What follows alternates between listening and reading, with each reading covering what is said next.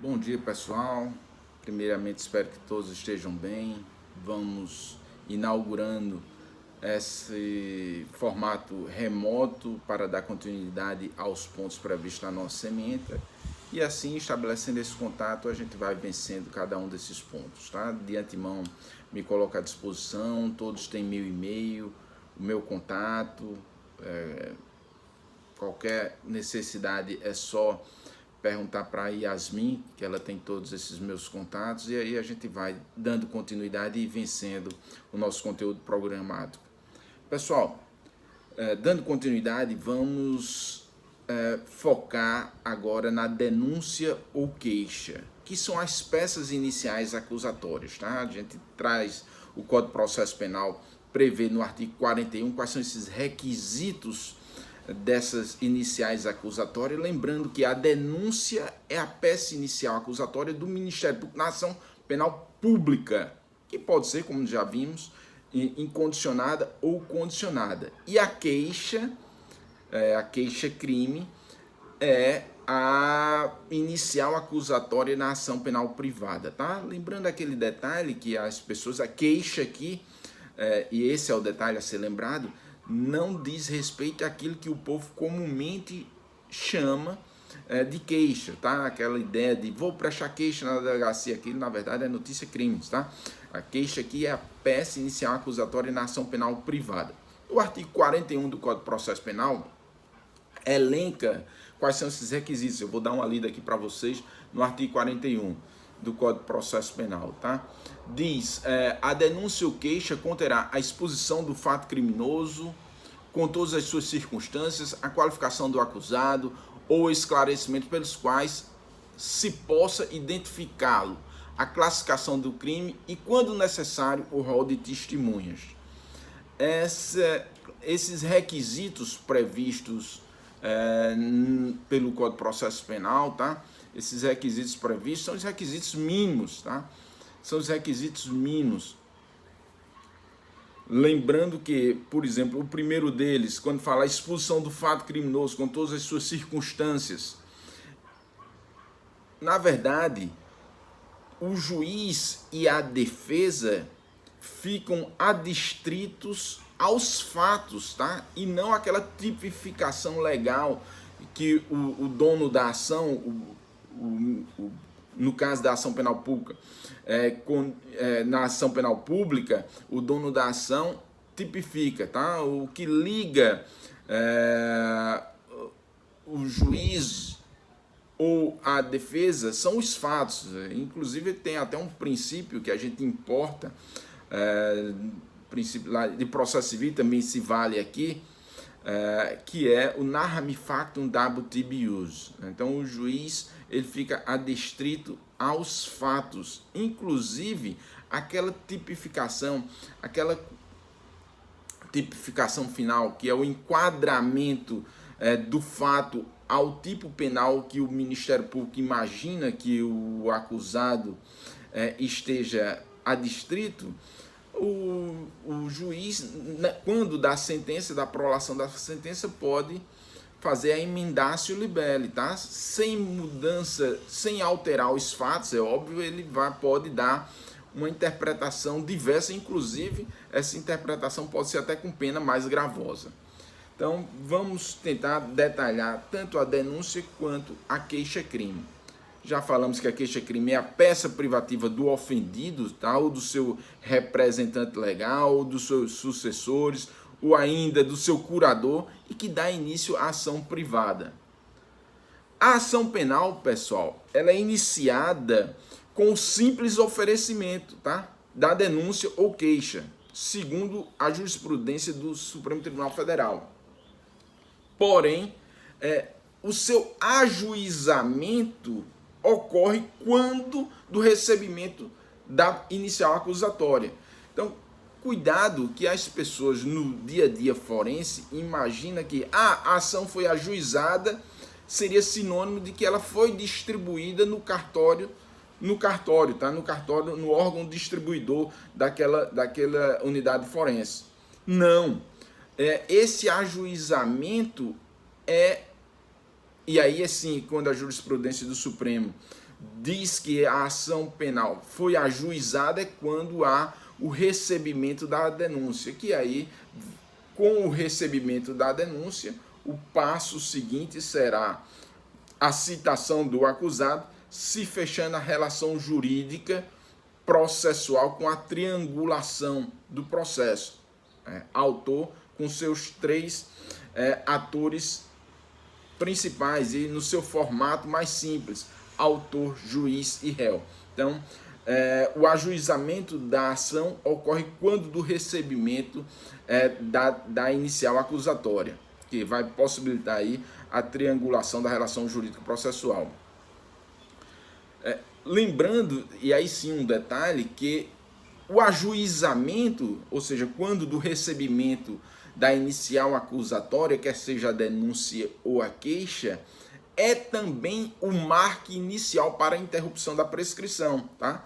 Tá lá no artigo 117, inciso 1 do Código Penal. Então vamos lá, requisitos mínimos da denúncia, tá lá no artigo 41, é a exposição do fato criminoso com todas as suas circunstâncias, tá? Falando aí o modus operandi, detalhando os fatos, a qualificação do acusado, preferencialmente, ou no mínimo com esclarecimento mínimos que se possa chegar a esse enquadramento fático em relação a determinada pessoa, a classificação do crime e, quando necessário, o rol de testemunhas. Essa ideia de quando necessário o rol de testemunhas, segundo a larga doutrina, entende que esse, inclusive, é um requisito que é facultativo, porém, a inclusão do rol de testemunha para muitos, para a grande parcela da doutrina, é quando vai ocorrer, se não ocorrer nesse momento, pode se dar a preclusão, que é a perda do momento, tá?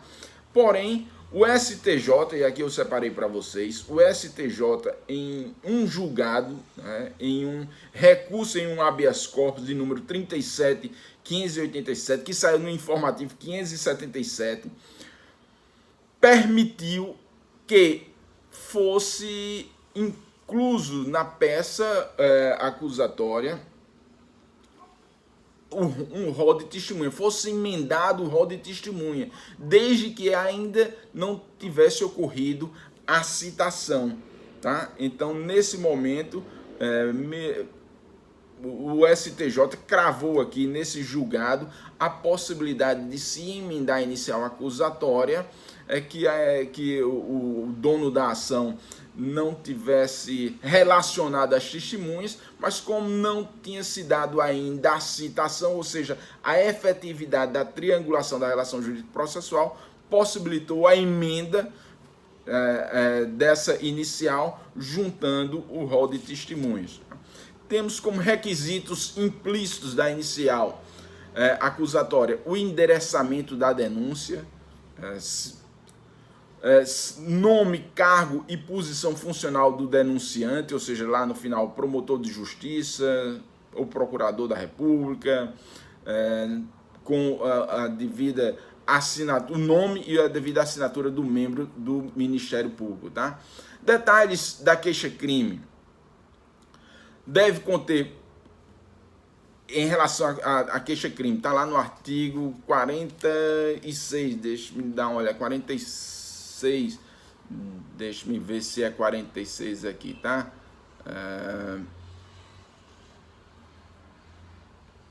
Artigo 44, perdão, 44. A queixa-crime deve conter procuração com poderes especiais, não sendo suficiente aquela cláusula ad judicia, que é aquela cláusula para o foro em geral, devendo conter no mandato procuratório o nome do querelado e a menção do fato criminoso. Caso não preenchidos os requisitos formais, haverá rejeição da peça acusatória por inépcia, está lá no artigo 395.1 do CPP, tá? E aí, uma questão interessante, um quiz, tá? O que vem a ser criptoimputação? Criptoimputação, segundo a doutrina, é a imputação com grave deficiência, ou seja, uma imputação genérica, uma imputação alternativa com grave deficiência. Isso é o que se caracteriza como criptoimputação. A denúncia ou queixa também ela será rejeitada se houver falta de condições da ação ou de pressupostos processuais, tá? Característica da peça acusatória. É recomendável que a denúncia ou queixa seja concisa, tá? Seja enxuta. Porém, essa recomendação não significa que seja uma peça genérica ou alternativa, tá? Também não é recomendável que a inicial acusatória seja recheada de conhecimentos doutrinários ou com citações à jurisprudência, tá? Isso também não é possível. Prazo para a denúncia. Em regra, a denúncia, se o investigado estiver preso 5 dias, contados a partir da data que o Ministério Público recebe os autos do inquérito policial, tá? 15 dias para investigado solto ou afiançado, nos termos do artigo 46 do Código de Processo Penal. Esses são os prazos para a denúncia em geral. Porém, há procedimentos que têm prazos especiais. Por exemplo, 10 dias para as denúncias em se tratando de crime eleitoral, 10 dias para os crimes previstos na lei de tóxico, 15 dias para os crimes falimentares, 2 dias para os crimes contra a economia popular. Prazo para a queixa-crime. Aí é diferente, tá? Esses prazos que eu me referi são para a denúncia. Para a queixa é o prazo decadencial de 6 meses, já falamos isso em aula, tá? 6 meses, contado da data em que o ofendido tem conhecimento da autoria, tá? Tal prazo de 6 meses obedece o previsto no Código Penal, tá? No artigo 10º do Código Penal. Conta o dia de início e exclui o dia de vencimento, tá? A ação penal privada e o Ministério Público. O Ministério Público tem atuação obrigatória na ação penal privada, atuando como fiscal da lei, como custos legis, sob pena de nulidade relativa do feito. Na ação penal privada, o Ministério Público possui o poder de aditar a inicial, tá? Então, no prazo de 3 dias, se ele não se manifestar nesse sentido, significa que não tem nada a aditar e o processo continua tranquilamente.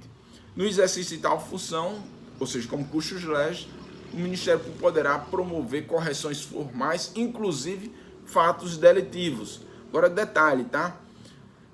Na ação penal exclusivamente privada, não pode o MP incluir agente que o ofendido não incluiu, por falta de legitimidade. Um detalhe também importante aqui a gente falar sobre a questão da extinção da punibilidade. A renúncia ao exercício do direito de queixa em relação a um dos autores do crime, a todos se estende. É o que está previsto no artigo 49 do CPP.